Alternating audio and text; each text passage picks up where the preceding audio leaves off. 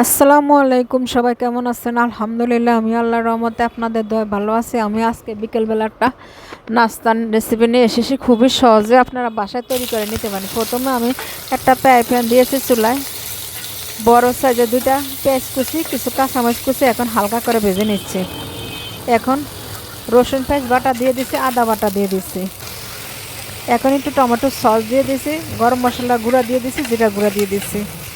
আবারও নেড়ে ছেড়ে নিচ্ছি আর মুরগির মাংসটা দিয়ে দিচ্ছি সাথে। এখন একটু হলুদ গুঁড়ো, স্বাদ মতো লবণ আর একটু মরিচ গুঁড়ো দিয়ে দিছি।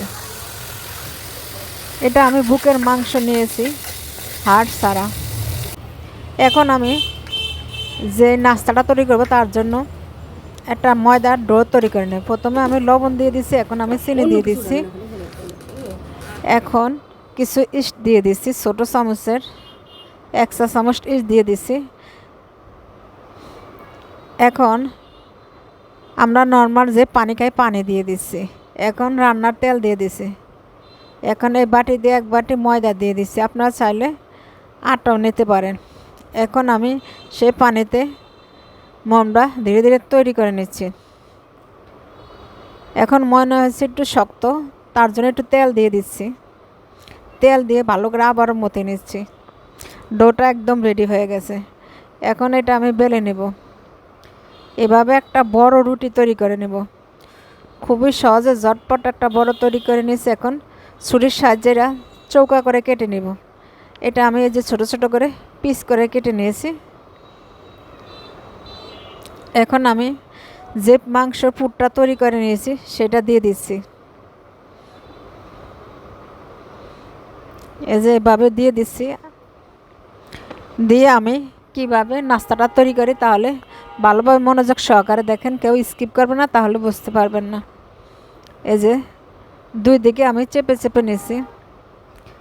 আমি হাত দিয়ে স্বাভাবিকভাবে ইচ্ছা মতো একটা ডিজাইন করে নিয়েছি। আপনারা চাইলে যে কোনো একটা শেপ তৈরি করে নিতে পারেন।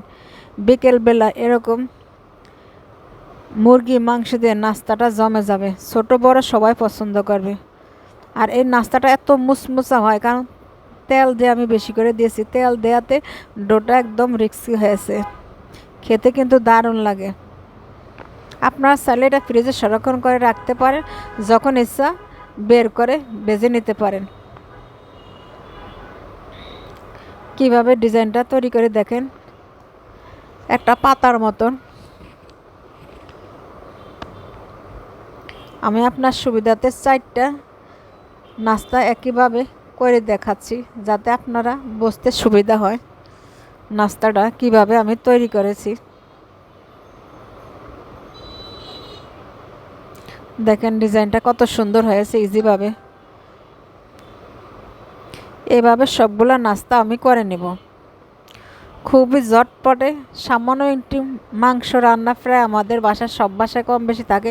আপনার চাইলে এইভাবে রান্নার থেকে একটু মাংস নিয়ে এইভাবে তৈরি করে নিতে পারেন। একই প্রসেসে সবগুলো নাস্তা তৈরি করে নেব। এখন আমি চুলাতে প্যান দিয়ে দিছি তেল গরম হওয়ার জন্য। এক এক করে সবগুলো নাস্তা আমি ভেজে নেব। এখন আমি ছেড়ে দিচ্ছি নাস্তাগুলো। কত সহজে বানিয়ে দেখালাম, দেখলেন তো? ছোট বড় সবাই পছন্দ করবে। আপনারা বাসায় চাইলে একবার ট্রাই করে দেখতে পারেন। ভিডিওটা যদি ভালো লাগে অবশ্যই লাইক শেয়ার কমেন্ট করে জানাতে বলবেন না। আর ফলো দিয়ে পাশে থাকবেন। এই যে সবগুলা নাস্তা আমি লাল লাল করে ভেজে নিচ্ছি। নাস্তাটা অনেক মুচমচা হয় এবং খেতে দারুণ লাগে। একই প্রসেসে সবগুলো নাস্তা আমি ভেজে নেব। বাকিগুলো নাস্তা আমি দিয়ে দিচ্ছি। এরকম নাস্তা বিকেলবেলা মাঝে মধ্যে হলে কেমন হয় বলুন তো? এইভাবে সবগুলো নাস্তা আমি এক এক করে ভেজে নিচ্ছি। সবগুলো নাস্তা ভেজে নেওয়ার শেষ। এটা আপনারা খালিও খেতে পারেন, আবার টমেটো সসের সাথেও খেতে পারেন।